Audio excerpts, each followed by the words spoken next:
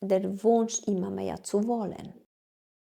Anhaftung an den materiellen Dingen und auch Anerkennung oder auch Sinnenfreude. Wir haben so eine Sucht nach der Freude. Und die Freude entsteht in Verbindung mit dem Sinnen. Wir wissen, jetzt war Lunch, haben wir Mittagessen gegessen und da ist Nachtisch oder eine besondere Speise. Dann die Augen sehen das oder die Nase riecht, dann kommt die Spucke gleich, die Flüssigkeit im Mund und dann guckt man, wie viel kann man nehmen und ob reicht. Und diese ganzen Geschichten entstehen, ja, um die Befriedigung. Letztendlich nicht nur Hunger stoppen, um Befriedigung hier auf diese Zunge, Befriedigung zu spüren. Das ist genauso mit anderen Sinnenfreude. Ob kuscheln, anfassen, etwas Schönes sehen, etwas Schönes hören. Das ist es manchmal schwer, weil wir denken, oh, da sollen wir jetzt alle Sinne schließen und blind sein und taub sein. Wie sollen wir leben? Aber tatsächlich, Wissenschaftler haben auch so ein Experiment gemacht. Und übrigens, diese Forschung mussten die abbrechen, weil die Menschen haben gedacht, die werden verrückt.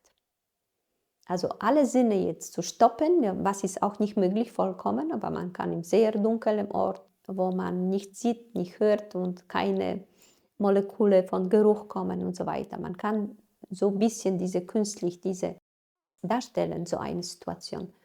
Aber der Geist, der kann gar nicht damit leben, wenn er nicht geschult ist, sich zurückzuziehen und durch Praxis nicht anhaften an der Welt, wird es für ihn sehr unschöner Zustand. Studenten oder Probanden könnten gar nicht aushalten. Das gehört zum Leben. Fühlen, spüren, schmecken, ja. In dem Sinne haben wir Kontakt mit der Welt und entsteht Bewusstsein. Mit dem Sinnen entsteht Bewusstsein. Ohne die Sinne gibt es kein Bewusstsein. Ja, der Bewusstsein entsteht aus Ursache. Es ist nicht, dass wir, ja, so wie in diesem Experiment, alles abschalten können, nur es ist ein Prozess, ein stufenweiser Prozess. Dieser Prozess, um den Verlangen zu minimieren, basiert auf Genügsamkeit, auf Achtsamkeit und auf Einsicht.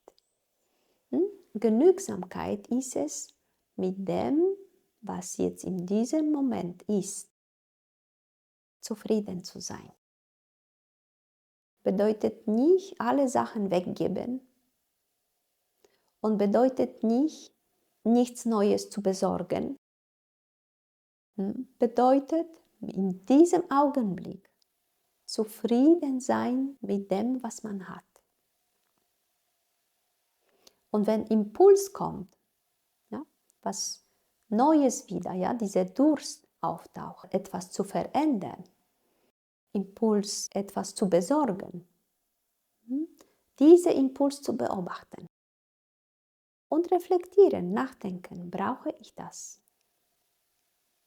Sind 20 Tassen in dem Schrank. Aber man hat irgendwo gesehen, diese und diese Tasse. Und dann fängt man zu denken, diese Tasse muss ich haben. Diese Tasse, die ist so schön, die ist so besonders. Ich muss diese besondere Tasse haben.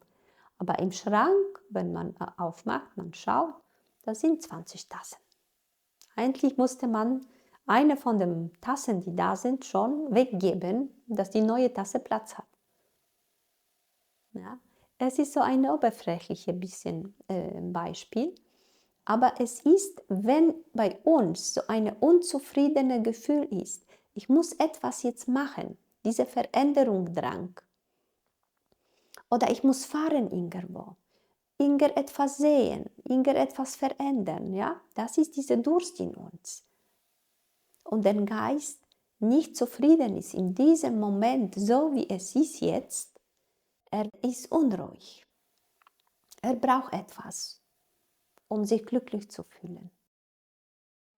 Dass man dann schaut, dass man dann beobachtet und diesem bewusst wird. Was bedeutet nicht, dass man nicht jetzt irgendwo rausgeht. Ja, es geht um diesen Augenblick. Zufrieden sein mit dem, was man jetzt in diesem Augenblick erlebt. Und dann geht man spazieren oder geht man im Wald oder geht man woanders. Dieses Gefühl genauso pflegen. Weil wenn man auch fertiger will, ändert man Situation. Dieser Durst kommt mit. Da geht man jetzt spazieren und man denkt, oh, jetzt wäre schön ein Eis essen. Wieder ist man in diesem Moment nicht zufrieden mit dem, was es ist, nur der Durst sucht wieder neue Objekte. Jetzt haben wir auch mit Handys, ständig Fotos muss man machen. Ständig dieser Augenblick, etwas Schönes, wenn man es schon wahrnimmt, das muss unbedingt jetzt festgehalten werden. Und dann sind wir da eigentlich nicht in diesem Moment so, wie es ist, nur ist bedeckt mit wieder neuem Wunsch. Anzunehmen diesen Augenblick, vollkommen so, wie es ist. Und dann manchmal, wenn wir spüren so eine Zufriedenheit, tiefe Zufriedenheit oder tiefe Entspannung. Noch ist es schöner, wenn es tiefe Entspannung, wenn man nichts mehr braucht.